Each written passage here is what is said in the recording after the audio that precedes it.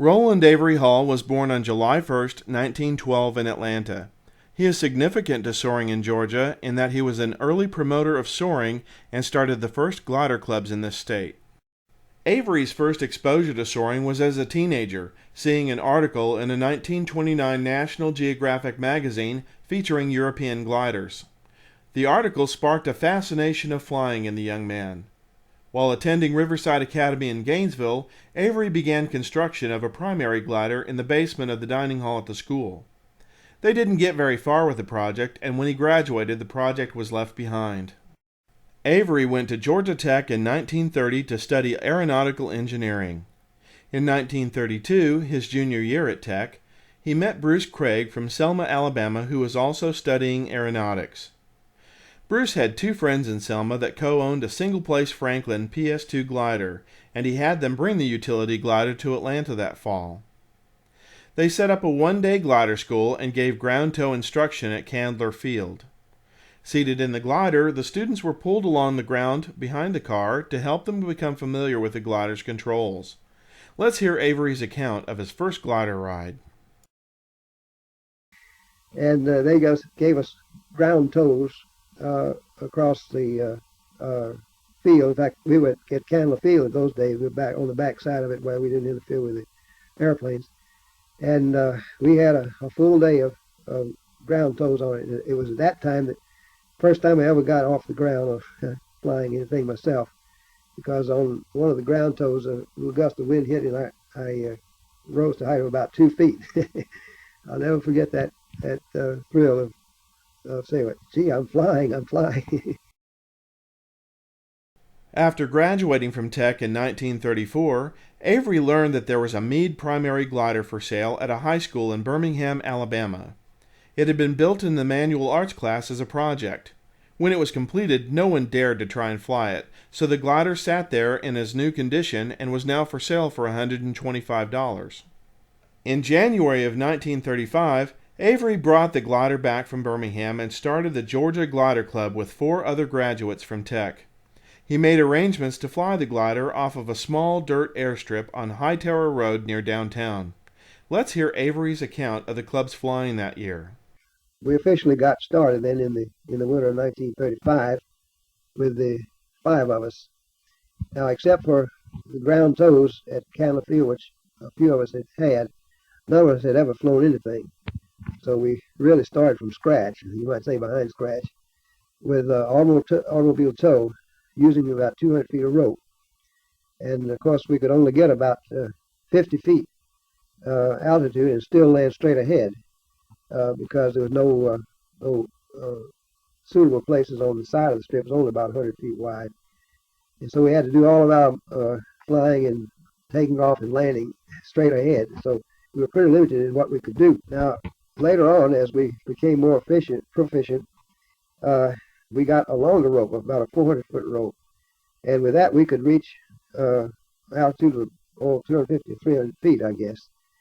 And that was the biggest thrill of my life, at least, if not for the rest of us, because when we used a long rope, we and reached a height of about, say, 300 feet, we were too far down the runway to land straight ahead. And so we were committed to at least a 180-degree turn, which meant we had had to do something we'd never done before, and come back and land downwind on the strip there. So I'll never forget the first time I made that flight. It seemed like I was thousands of feet in the air, much higher than I've ever been before. And of course, as I got that height, the apparent motion of the plane slowed down as it does, and it was quite an eerie feeling. I mean, I knew I was moving, but it didn't look like I was. But I made it around all right, and one by one, all the rest of us soloed, quote unquote, because every flight was a solo in that. And we made our 180-degree turn. And later on, as we got more proficient, we would make a 360 and land in the same direction. Believe it or not, we even carried passengers on several flights. As you know, primary glider is fuselage consists mainly of a wooden or steel tubing truss, just a single width truss, and it's made up of triangular sections or openings in the truss. So we found that by a bit of acrobatics, uh, one of us could squeeze into the triangular truss just behind the pilot and be approximately over the center of gravity.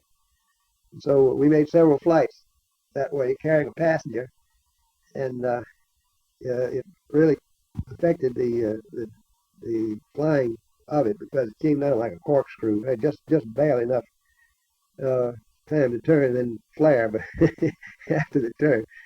And as I look back on it, I wonder at the bravery of those guys that flew with me because I never flew with anybody else in that triangle. In the summer of 1935, on the last flight of the day, Avery landed long, intending to roll out near the hangar. He didn't stop in time and struck the hangar with one of the wings, breaking the spar. With members now scattering to start careers and families in different parts of the country, the club was disbanded and the glider sold. This ended the activities of the Georgia Glider Club, the first soaring club in Georgia. Avery moved to California and went to work at North American Aircraft as an engineer. While there, Avery purchased a Franklin PS-2 glider that had been crashed. An aviation ground school agreed to make the repairs for the cost of materials only as part of the teaching course, and Avery had his PS-2 repaired, naming it Aeolus, after the Greek god of the wind. Avery spent all of his free time flying his glider in different areas out west. He made some remarkable flights along the rocky cliffs of the California coast, where he earned his C badge.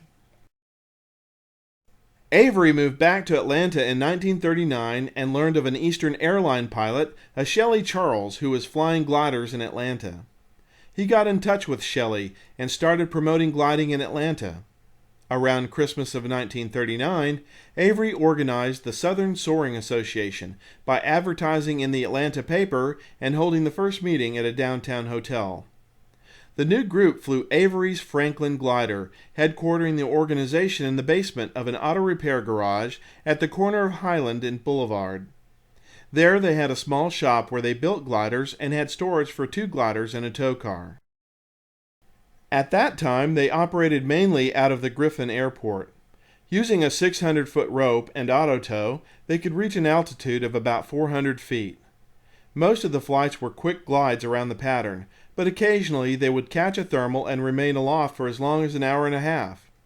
Landing out was quite common in those days, resulting in some interesting retrieves with club members lifting the plane over fences and towing the glider fully assembled down country roads back to the airport.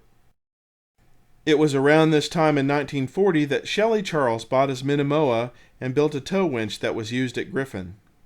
With Shelley's connections at the Atlanta airport, the group was also able to make aerotow flights from the Atlanta field, much to the chagrin of the tower operators. The group also made outings to other airports. In the fall of 1940, they took the Franklin to Cartersville in the pursuit of possible ridge lift from a nearby hill. Avery had numerous soaring articles published in the Atlanta newspaper, further promoting the sport to the masses. In the summer of 1941, with the imminent entry of the U.S. into the war in Europe, almost all recreational flying ended because of fuel and materials rationing. Avery put his Franklin in storage and was stationed at Pensacola Naval Air Station. During the war, when they weren't able to fly, Avery continued to contribute to soaring by writing technical articles for Soaring magazine. In 1942, his Franklin glider was actually featured on the cover. After the war, Avery sold the Franklin to Shelley Charles and left aeronautics to go into research. In the 1980s, Avery chronicled the early history of soaring in Georgia and gave presentations to different groups. In 1987, he was given an award by the National Soaring Museum for outstanding achievement for his recount of soaring in Georgia during the period from 1928 to 1945. Avery passed away at the age of 89 on April 5, 2002 in Toccoa, Georgia.